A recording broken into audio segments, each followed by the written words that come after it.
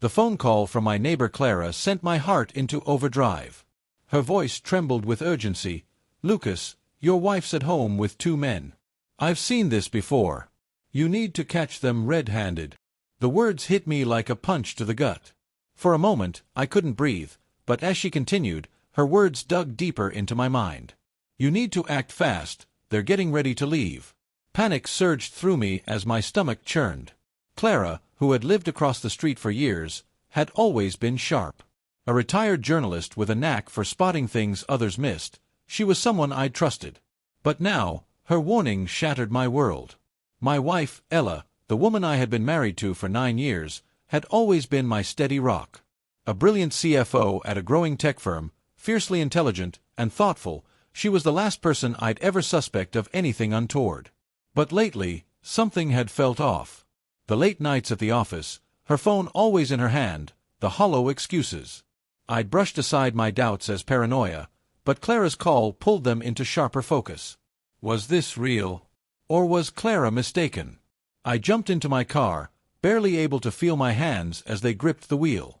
I didn't know what I was about to find, but the thought of Ella betraying me felt like a weight on my chest. My mind raced through the past few months, her sudden obsession with fitness classes, the new perfume she claimed was a gift from a colleague, the mysterious late-night dinners. Each one was a detail that didn't quite fit, and now, it all came crashing down. My worst fear might be coming true. As I reached the end of my street, I spotted Clara standing in her driveway.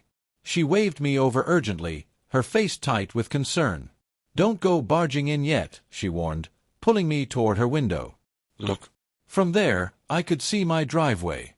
A sleek black BMW, one I didn't recognize, was parked next to my car. My heart sank. That wasn't hers. Clara nodded, her expression grim. "I've seen that car come and go over the last month.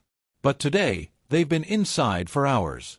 One of them, he looks like trouble." My pulse quickened.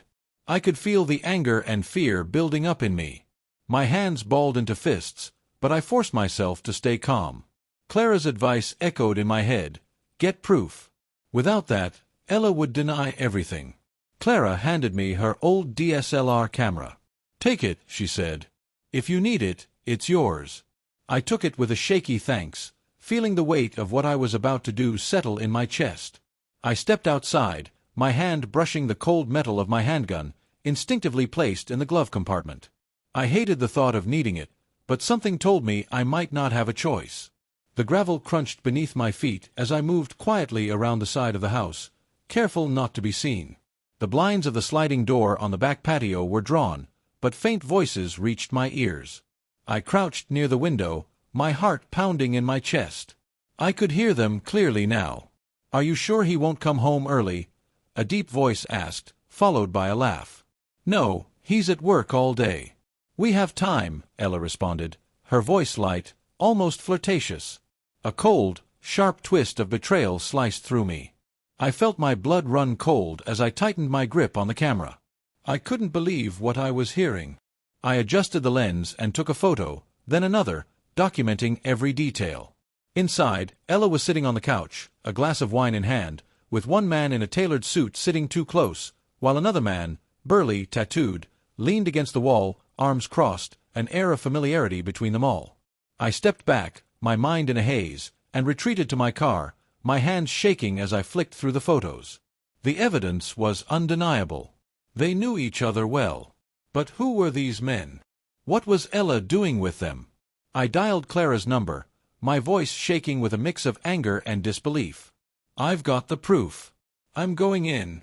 "Lucas, think this through. Don't do something you'll regret," Clara pleaded, but I was beyond reasoning. My rage had taken over, drowning out any caution. I pulled my car into the driveway, blocking the black BMW, and grabbed my handgun, not to use it, but as a warning. I marched toward the front door, each step fueled by a rage I couldn't control. I slammed the door open with a force that echoed through the house. "Ella, get out here." "No," I shouted. The room fell into silence. Ella appeared in the hallway, her face a mask of shock and panic. The man in the suit raised his hands defensively, while the tattooed man moved closer, assessing the situation. "What's going on here, Ella?" I demanded, holding up the camera. Explain this. Ella's face crumbled as soon as she saw the camera. Lucas, I can't explain. Please, let's talk, she pleaded, her voice trembling. I let out a bitter laugh, the hurt too raw to ignore. Talk. After months of lies, you think I'm going to listen to you now? The suited man, ever calm but with a trace of condescension in his voice, spoke up. Look, mate, let's not make a scene. You've got it all wrong. But I wasn't fooled. My blood boiled with a fury that I couldn't suppress. Get out of my house, I snarled, pointing toward the door. They exchanged looks, their confidence faltering as they reluctantly retreated, the weight of the moment breaking their facade. Once they were gone, I turned to face Ella. Her silence, her inability to offer a single word in defense, said everything. In that moment, I realized she wasn't the woman I thought I knew. She tried to salvage the situation, her words tumbling out in a desperate attempt to explain away everything. Investors, she said, as if that could patch the gaping hole she had torn in our marriage. But I was beyond listening. The sobs that followed, the weak attempts to twist the truth, meant nothing to me anymore. I had loved her deeply, but her betrayal went far beyond the affair. It was the months of deceit, the gaslighting, and the constant disrespect that finally shattered me. The realization was painfully clear. I wasn't just angry about infidelity. I was devastated by the web of lies she had spun. And in that moment, I knew what I had to do. I didn't storm out in a fit of rage. No, I stayed calm, calculated, as the plan began to form in my mind. The question that burned in my head was simple. How could I ensure she truly faced the consequences of her actions? The next morning, while Ella was still asleep, I quietly left the house. I took with me everything that mattered, photos, evidence, and whatever remained of my dignity. But before I walked away for good, I devised my plan. Ella had built her life on a foundation of lies, and now I would dismantle it, piece by piece. Ella was the CFO of a tech firm, a position she took immense pride in. Her reputation was everything to her. So, I used that to my advantage. Armed with the photos of the men in my house and copies of her flirtatious text messages, I crafted an anonymous email and sent it to the board of directors at her company. The email didn't embellish the truth, it simply laid out the facts. The CFO, the woman in charge of their financial integrity, was compromising their reputation with personal entanglements and questionable associations. By the time Ella woke up, her phone was already buzzing incessantly. Her boss, HR, the entire company, it was chaos.